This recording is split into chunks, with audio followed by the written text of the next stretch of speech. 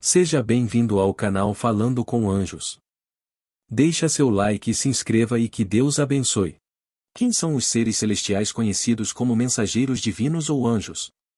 Essa pergunta desperta nossa curiosidade e nos incentiva a buscar uma resposta. Vamos explorar as Escrituras Sagradas para descobrir mais sobre esses seres celestiais. Ao examinarmos o Antigo Testamento, por exemplo, encontramos referências aos mensageiros divinos em mais de 100 ocasiões. Esses mensageiros desempenham um papel de intercessão na vida dos antigos personagens bíblicos, como Abraão e Jacó, como registrado no livro de Gênesis. Moisés também teve encontros com eles durante a peregrinação pelo deserto, conforme relatado no livro do Êxodo. Um trecho relevante é encontrado em Êxodo 14:19, que descreve um mensageiro divino à frente do exército de Israel. Ao todo, a palavra anjos ou mensageiros divinos só aparece mais de 30 vezes no livro da lei, que é composto pelos escritos de Moisés. A Bíblia retrata esses mensageiros como um exército celestial de Deus. Eles são seres reais, não figuras míticas ou abstrações, possuindo uma personalidade espiritual e impacto físico. Tal como o mundo demoníaco escapa à nossa visão, o reino angelical também permanece oculto. Os anjos nos rodeiam, e sua influência dinâmica é incontestável. Embora invisíveis aos nossos olhos, nada escapa à atenção dos anjos de Deus. Apesar de intocáveis, possuem a capacidade de interagir com as pessoas. Não estão sob nosso controle, mas têm o poder de desbancar governantes. Na Bíblia, podemos observar como o Senhor escolheu um anjo específico para ir à frente de Moisés ao Egito, e esse anjo sozinho causou a destruição de uma nação. Essa invencibilidade realça a diferença entre os demônios e os anjos, pois apenas os exércitos celestiais são notáveis por sua força.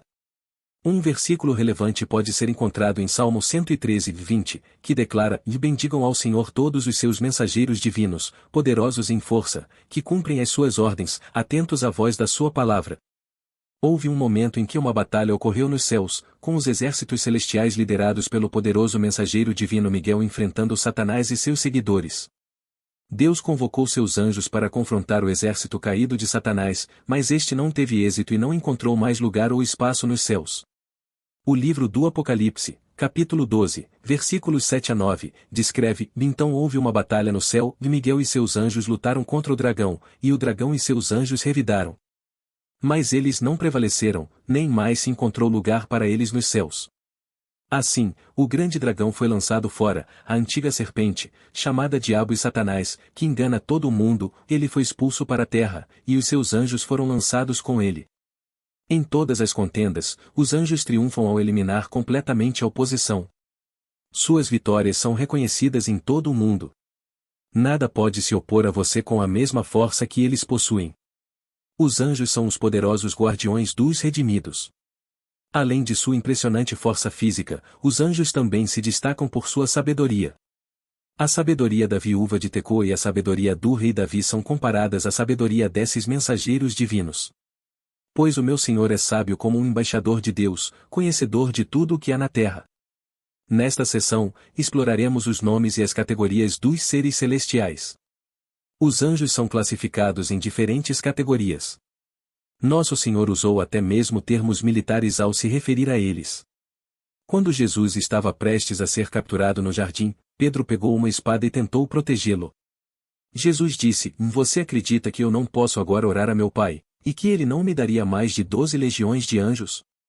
A palavra legião ou aqui refere-se a uma unidade militar romana composta por aproximadamente 6.000 soldados. Em termos gerais, o grupo mais comum de anjos é o que chamamos de anjos comuns. Na maioria das vezes em que a Bíblia menciona os anjos, refere-se a esses anjos não especificados. Pode parecer contraditório falar de anjos comuns, pois como essas extraordinárias criaturas criadas poderiam ser consideradas algo rotineiro? No entanto, em certo sentido, essa designação é apropriada quando os comparamos com as várias classes ou ordens únicas de anjos mencionadas na Bíblia. Os querubins são a primeira ordem angelical mencionada nas Escrituras. Eles aparecem logo após a queda de Adão e Eva. O livro de Gênesis, capítulo 3, relata os eventos que ocorreram no jardim do Éden. Se Adão e Eva tivessem estendido suas mãos e também comido da árvore da vida, teriam vivido para sempre. No entanto, foram expulsos do paraíso terrestre. O Senhor Deus os expulsou do jardim do Éden e os fez trabalhar na terra da qual haviam sido formados. No entanto, havia a questão de evitar que Adão retornasse ao jardim e desobedecesse novamente a Deus. Em Gênesis 3:24, após expulsá-los, o Senhor Deus colocou majestosos querubins a leste do jardim do Éden, acompanhados por uma espada flamejante que se movia de um lado para outro, para proteger o caminho da árvore da vida. Seria uma tragédia se Adão tivesse provado da árvore da vida, e assim, tivesse sido confirmado permanentemente em sua natureza caída. Deus enviou um destacamento de querubins impressionantes e confiáveis para guardar o caminho da árvore e evitar que isso acontecesse. Em outra passagem interessante, os querubins são mencionados novamente na palavra de Deus, desta vez relacionados à restauração do que foi perdido.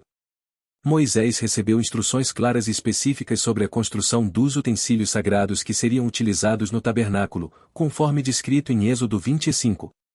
O primeiro utensílio mencionado foi o propiciatório e a Arca da Aliança, um lugar onde Deus prometeu encontrar-se e comunicar-se com Moisés e o povo de Israel.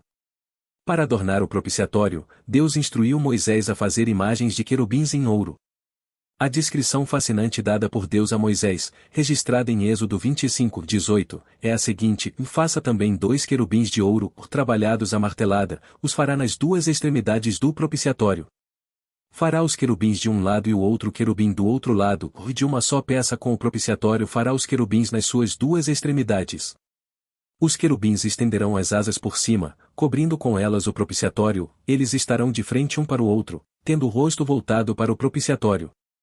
Os serafins constituem um grupo distinto de anjos mencionados especificamente na Bíblia. A palavra o serafim provém do hebraico e significa o queimadores. No livro de Isaías, no capítulo 6, são descritos os serafins.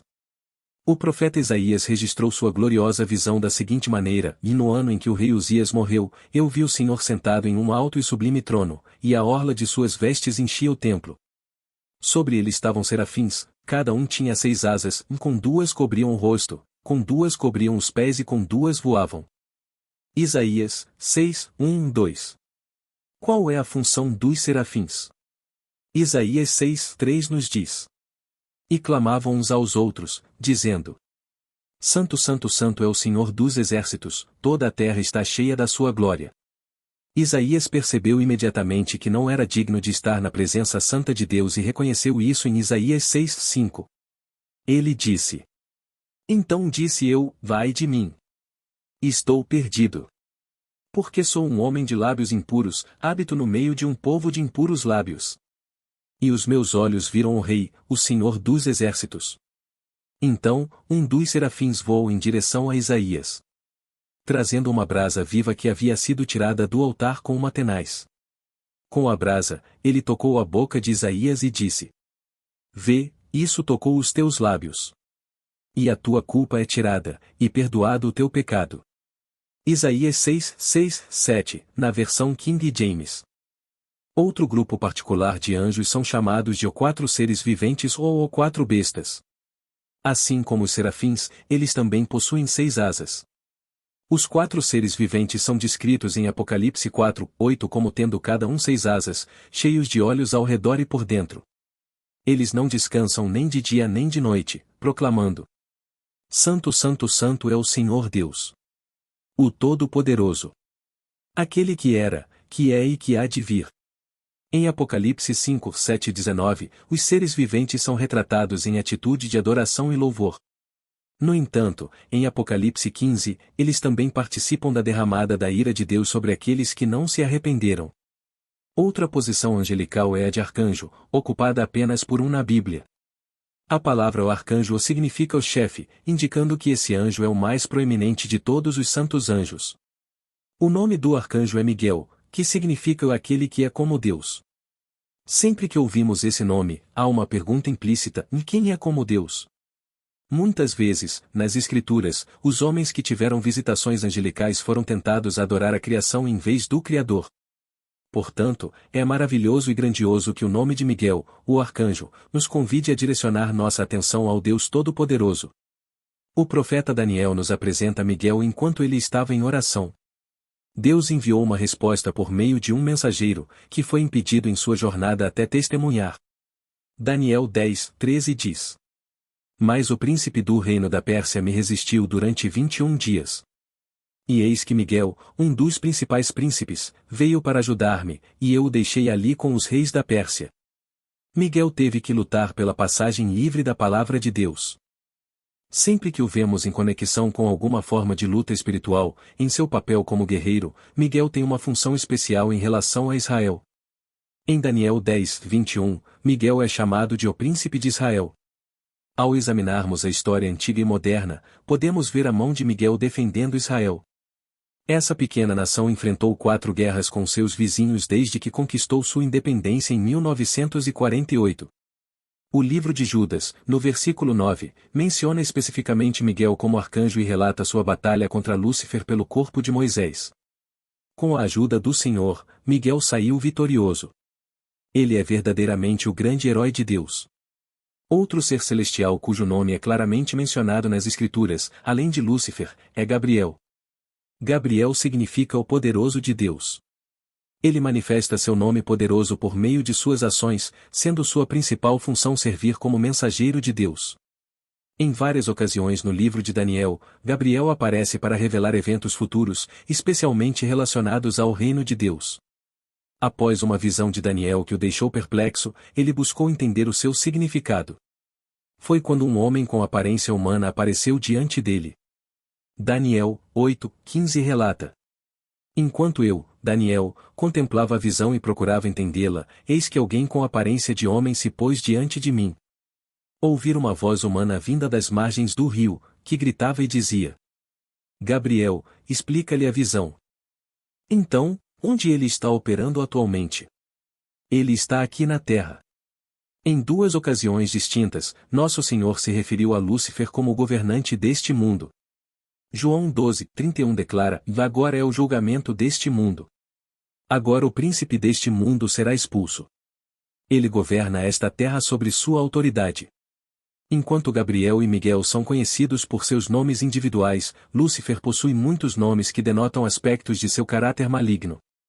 Muitas pessoas estão familiarizadas com 2 de seus outros nomes: Diabo e Satanás.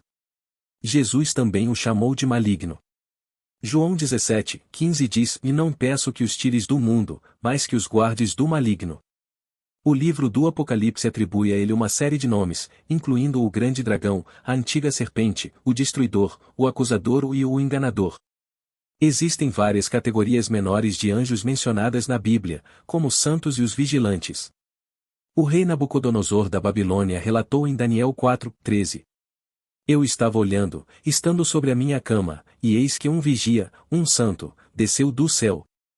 Daniel 4:17 afirma: Esta sentença é por decreto dos vigias, e esta ordem por mandado dos santos, a fim de que conheçam os viventes, que o Altíssimo tem domínio sobre o reino dos homens e o dá a quem quer.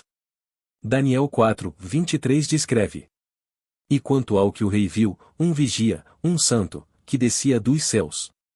Essa é uma mensagem esclarecedora sobre os seres celestiais conhecidos como anjos. Suas funções e categorias.